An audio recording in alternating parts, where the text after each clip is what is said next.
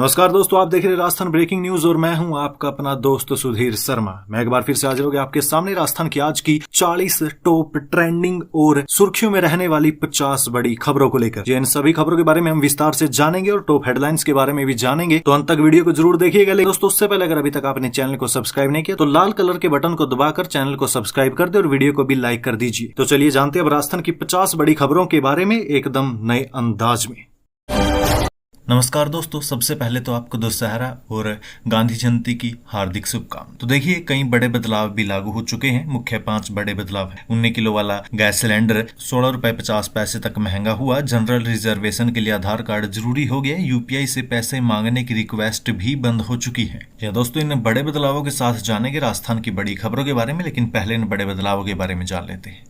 तो देखिए, जो पहला बदलाव है वो है जनरल रिजर्वेशन के लिए आधार कार्ड जरूरी। जी हां, जनरल रिजर्वेशन टिकट की ऑनलाइन बुकिंग के लिए आधार वेरिफिकेशन जरूरी होगा। हालांकि ये केवल आईआरसीटीसी की वेबसाइट या ऐप पर जनरल रिजर्वेशन खुलने के पहले 15 मिनट में टिकट बुक करने के लिए जरूरी होगा। 15 मिनट के बाद बिना आधार वेरिफिकेशन के भी टिकट बुक हो सकेगा। जो दूसरा नियम है वो है यूपीआई से पैसे मांगने की रिक्वेस्ट अब नहीं भेज सकेंगे। जी हां, National Payment Corporation of India यानी एनपीसीआई ने यूपीआई में peer to peer collect request को पूरी तरह बंद करने का निर्देश दिया है। इसका मतलब है कि अब कोई व्यक्ति किसी दूसरे व्यक्ति से यूपीआई के जरिए पैसे मांगने की रिक्वेस्ट नहीं भेज सकेगा। ये रोक सिर्फ P2P कलेक्ट रिक्वेस्ट पर है। मर्चेंट जैसे कि फ्लिपकार्ट, अमेजोन, स्विगी या आईआरसीटीसी अभी भी पेमेंट कलेक्ट करने के लिए रिक्वेस्ट का इस्तेमाल कर सकते हैं। वहीं दोस्तों, 19 किलो वाला कमर्शियल गैस सिलेंडर 16 रुपए 50 पैसे तक महंगा हो गया। लेकिन यहाँ पर ध्यान देने वाली बात यह है कि मैं कमर्शियल गैस सिलेंडर की बात कर रहा हूँ, घरेलू गैस सिलेंडर के नहीं। उसके दाम स्थिर है। चौथा बड़ा बदलाव हुआ, स्पीड पोस्ट सर्विस महंगी हुई।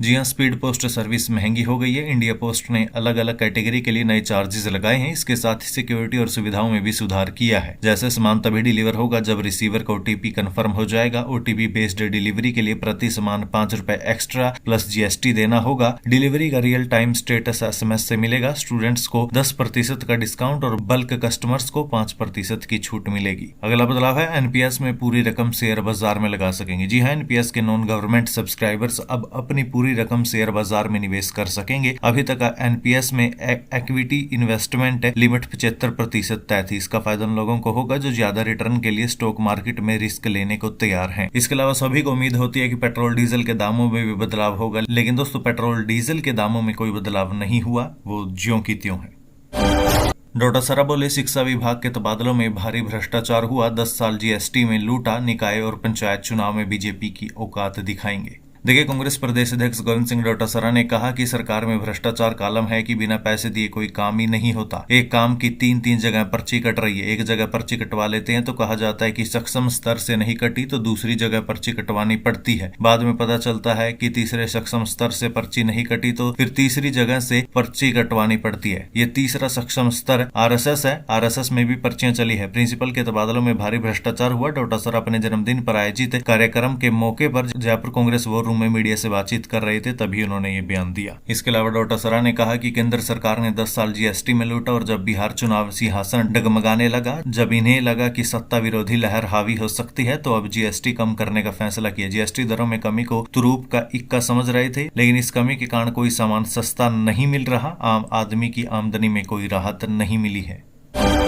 मदन राठौड़ बोले, अधिकारी हमारे ऊपर हावी नहीं हो सकते। वे जनप्रतिनिधियों का कहना माने, उन्हें तनख्वाह तो इन्हीं के पैसों से मिलती है। देखिए, बीजेपी के प्रदेश अध्यक्ष मदन राठौड़ ने अफसरों पर निशाना साधा। उन्होंने कहा कि मैं अधिकारियों को पाबंद करना चाहता हूं। हमारे जनप्रतिनिधि जनसेवक हैं, इनका कहना मानिए और जनसेवा के लिए खुद को समर्पित कर दीजिए। आपको तनख्वाह तो इनके पैसों से ही मिलती है ना, इन्हीं के टैक्स में से आपको तनख्वाह मिलती है। राठौड़ बीकानेर पश्चिम के विधायक जेठानंद व्यास के विधायक सेवा केंद्र के उद्घाटन समारोह में बोल रहे थे। इसके अलावा उन्होंने कहा कि जनप्रतिनिधियों के काम न करने की शिकायत उन्हें मिल रही है। जनप्रतिनिधि एक जनसेवक होता है जो जनता का काम लेकर अधिकारी के पास जाता है। उसका काम नियम के अनुसार होता है। उस काम को करना अधिकारी का दायित्व बनता है।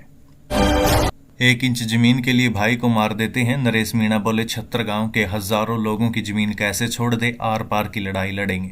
जब 1 इंच खेत की मेड़ भी भाई खोद दे तो उसे गंडासी मार देते हैं। जब 1 इंच जमीन के लिए भाई को मार देते हैं तो 76 गांव के हजारों लोगों की जमीन कैसे छोड़ दे, ये कहना है युवा नेता नरेश मीणा का। सवाई माधोपुर के भूरी पहाड़ी गांव में उन्होंने ये बात कही। डुंगरी बांध के विरोध में ग्रामीणों की सभा में नरेश मीणा ने शिरकत की थी। इस दौरान उन्होंने कहा कि वे किसी भी कीमत पर डुंगरी बांध नहीं बनने देंगे और ग्रामीणों के आसियाने नहीं उजड़ने देंगे। डुंगरी बांध में एक भी ईंट नहीं लगने देंगे। डुंगरी बांध को निरस्त करवाने के लिए वो ग्रामीणों के साथ मिलकर पुरजोर तरीके से आंदोलन करेंगे और सरकार से आर पार की लड़ाई लड़ेंगे। अंता सीट पर उपचुनाव की घोषणा इसी महीने संभव। निर्वाचन विभाग ने अंता की फाइल फोटो लिस्ट जारी की। 1136 वोटर बढ़े।